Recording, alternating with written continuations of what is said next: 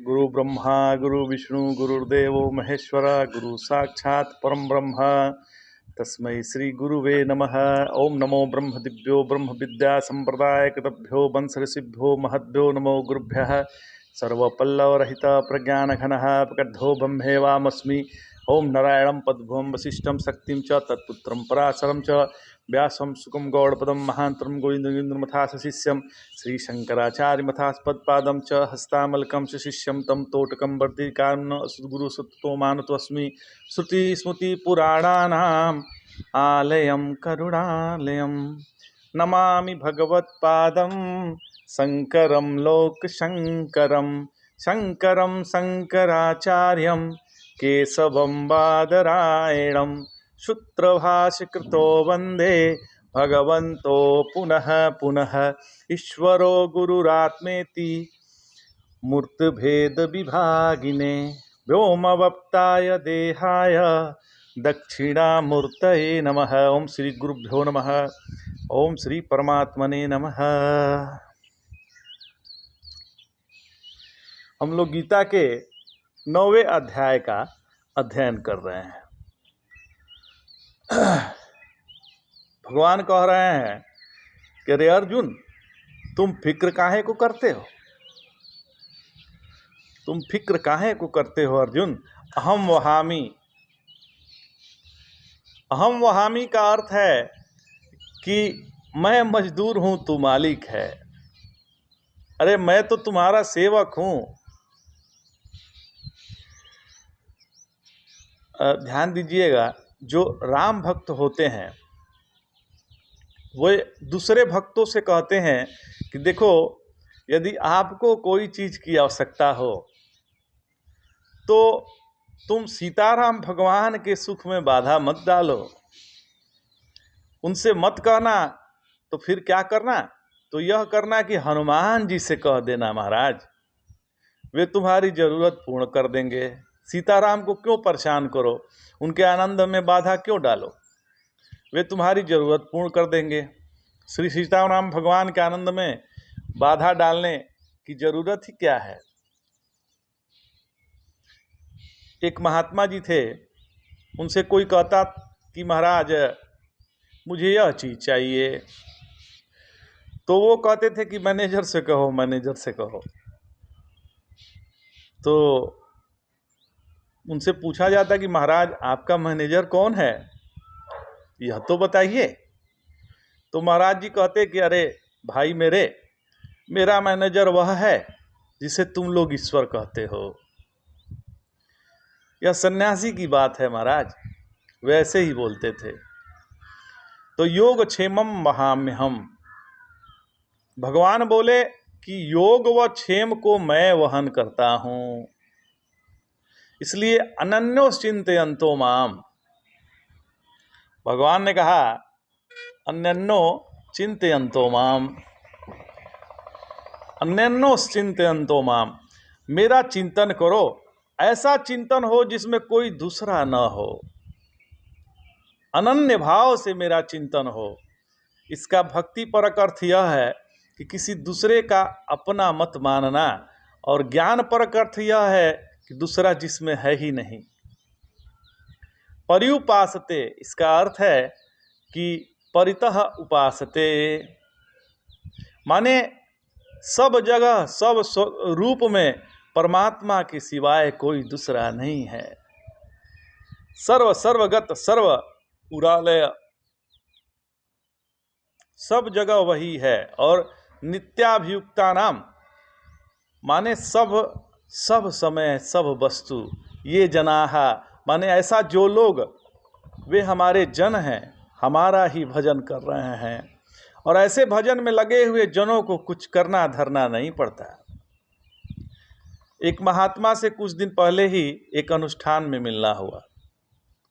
वे बताए कि उनको एक ऐसे गुरु मिले जो कटनी से लगभग 3 कोस की दूरी पर स्थित भिलारी नामक स्थान की गुफा में रहते थे। महात्मा जी ने बताया कि मुझको गुरुदेव मधईपुर के एक गुफा में बंद कर दिया और कहे कि तुम इसी गुफा में रहो, इसी में शौच जाओ, इसी में लघु शंका करो, इसी में नहाओ धो, तुम्हारी टट्टी पेशाब मैं साफ कर दूंगा, पानी मैं रोज ढोकर लाऊंगा और तुम्हारे भोजन के लिए भिक्षा मैं मांग कर लाऊंगा एवं तुम्हें खिलाऊंगा भी मैं, लेकिन तुमको 11 वर्ष तक इसी गुफा में अंदर रहना है। ये महात्मा जी अपने गुरु की बात मान गए और गुरु 11 वर्ष तक उनके गुरुदेव उनकी टट्टी पेशाब साफ किए और उनका स्नान भोजन की व्यवस्था किए। योग क्षेमम महाम्यहम, वे अप्राप्त को लाकर प्राप्त करा देते थे और प्राप्त का संरक्षण करते थे। कभी बुखार आने नहीं दिया और कभी जुकाम तक होने नहीं दिया। तो श्री गुरुदेव भगवान ऐसे कृपालु होते हैं। फिर जो परमेश्वर कोटि कोटि गुरुओं के विग्रह हैं महाराज, जो परमेश्वर हैं वो कोटि कोटि गुरुओं के विग्रह हैं। कोटि कोटि गुरु जिसकी मूर्ति है, वह परमेश्वर के बारे में कुछ सुना पाना हमारे बस का नहीं है। उस परमेश्वर के बारे में हम कुछ सुना दें, ये अपने बस का नहीं है महाराज। भगवान इस प्रसंग में ज्ञान की अपूर्व महिमा प्रकट कर रहे हैं। ये जनाहा परिउपासते का अर्थ है कि जो जन्म मात्र से मनुष्य है, चाहे भारतीय है, अभारतीय है, वर्णाश्रमी है, अवर्णाश्रमी है, वे सब भगवान के गोद में बैठने का अधिकारी है। भगवान के सभी बच्चे हैं महाराज। वे अपने अमुक बच्चे को गोद में बिठाएंगे और उस अमुक बच्चे को नहीं बैठाएंगे। इस प्रकार का विभाग करना भगवान की दृष्टि से उनकी बहुत बड़ा बेइज्जती करना है, इंसल्ट करना है। भगवान के लिए सब समान है। जब भगवान राम की सेना के लिए सेतुबंधन हो रहा था, तब एक गिलहरी समुद्र में जाकर गोता लगावे और फिर बालू में लौटे, और जो बालू उसके शरीर पे लग जाए तो उसका सेतु बंधन जहां हो रहा था वहां लाकर झाड़ दे। फिर समुद्र में जाए, फिर नहाए, फिर बालू से, उसके बाद लाकर झाड़ दे। यही क्रम उसका चल रहा था। उससे श्री हनुमान जी ने कहा कि ये क्या करती है, दब कर मर जाएगी तब। तो उस गिलहरी ने कहा कि आप अपने शक्ति के अनुसार प्रभु की सेवा कर रहे हैं। श्री हनुमान जी ने मनोविनोद के लिए उनसे पूंछ को अपने पैर से दबा दिया। गिलहरी ने खींचा तो पूंछ लंबी हो गई और उसको बहुत तेज दर्द हुआ। तो वह भगवान श्री रामचंद्र जी के यहाँ जाकर बोली कि वह बानर हमारी सेवा में बाधा डाल रहा है। तो श्री रामचंद्र जी ने उसे गोद में लेकर उसके ऊपर अपना हाथ फेरा। तो उसके ऊपर अपना जब हाथ फेरा तो उनकी 5 उंगलियों के निशान उसके शरीर पर आ गए। इसलिए गिलहरी के शरीर पर 5 उंगली के निशान होते हैं। सब सेवा कर रहे हैं। फिर श्री रामचंद्र जी ने उससे पूछा कि अच्छा बताओ, हनुमान जी को क्या दंड दिया जाए। तो गिलहरी ने कहा कि जैसे ये मुझे अपने पैरों से दबाए, वैसे आप भी इनको अपने पैरों से दबा दीजिए। इस पर हनुमान जी हंसने लगे और बोले कि वाह बेटी, मैं तो रोज तुम्हें दबाऊंगा, तुम मुझे रोज यह सजा दिलवाना। तो जब गिलहरी को भी गोद में उठाकर भगवान प्यार करते हैं, तब उनके जो जन हैं उन्हें प्यार नहीं मिलेगा तो किसे मिलेगा। कोई भी हो, उनका जन होना चाहिए। ये जनाहा पर्युपासते। अब प्रश्न यह उठता है महाराज कि कुछ लोग ऐसे हैं जो भगवान की उपासना करते नहीं हैं, अन्य देवता की उपासना करते हैं।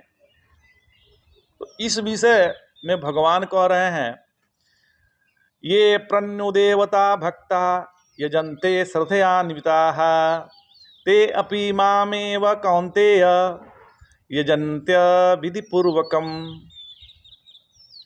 अर्थात जो भक्त श्रद्धा पूर्वक अन्य देवताओं का पूजन करते हैं, उनका वह पूजन अविधि पूर्वक है, तथापि वे भी मुझे ही पूजते हैं। भले उनका पूजन अविधि पूर्वक हो, पर भी वे मुझे ही पूजते हैं। उनका भी पूजा मुझको ही चढ़ता है। तो आज इतना ही। जय जय शंकर, हर हर शंकर।